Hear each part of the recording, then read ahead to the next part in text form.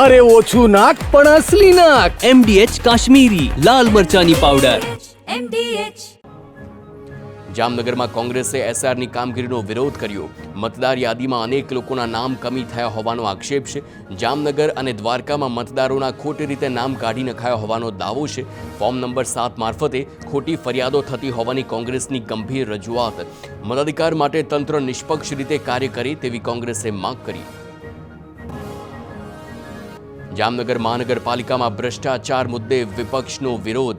Standing કમિટીની બેઠક પહેલા વિપક્ષે હોબાળો કર્યો. વિપક્ષી સભ્યોએ અને કાર્યકરોએ સૂત્રોચ્ચાર સાથે વિરોધ કર્યો. શાસક પક્ષ પર મૂક્યા ભ્રષ્ટાચારના આરોપ.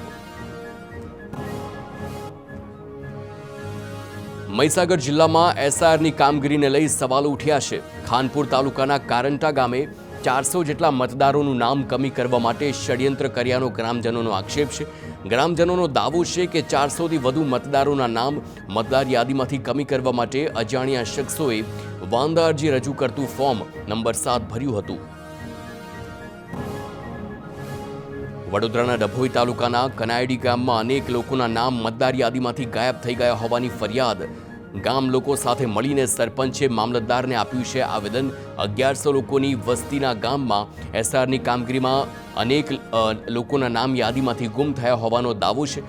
ઘટનાની પારદર્શક અને ન્યાયસંગત તપાસ કરવાની માંગ.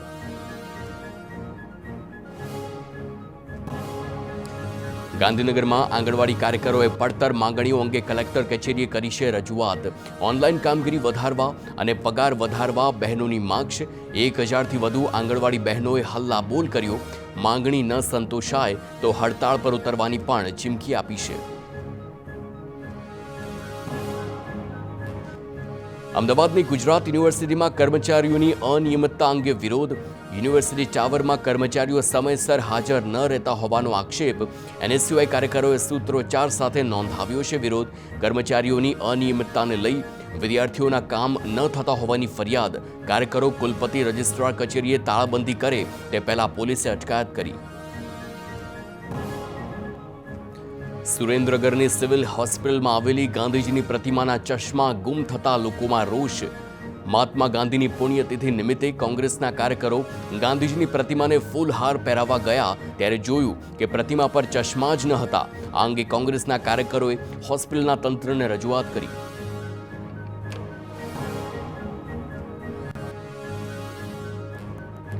અરવલ્લી જિલ્લાના વાતાવરણમાં વહેલી સવારે અચાનક જ પલટો આવ્યો. માલપુર, મેઘરજ સહિતના પંથકોમાં છવાયો છે વરસાદી માહોલ. શિયાળાની ઠંડી વચ્ચે કમોસમી વરસાદના છાંટા પડતા ખેતી પાક પર થઈ શકે છે અસર. ઘઉં અને બટાકામાં રોગ થવાની ભીતિ. મહીસાગર જિલ્લામાં પણ પડ્યો છે વરસાદ. સવારથી વાદળછાયા વાતાવરણ સાથે માવઠું થયું. ઘઉં, બાજરી, મકાઈ, મગફળી જેવા પાકને થઈ શકે છે નુકસાન. ઘાસચારો તેમજ ફળાઉ પાકોને પણ થઈ શકે છે અસર.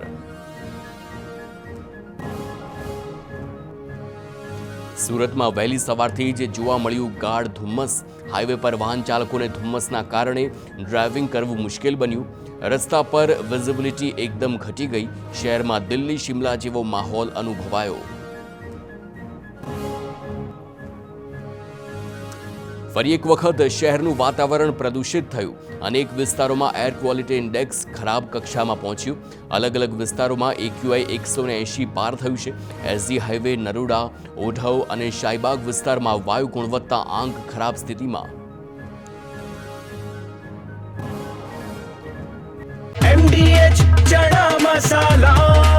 હવે છોલા હોય કે ચોળા, સફેદ ચણા હોય કે કાળા ચણા, બધું મજેદાર બનશે. MDH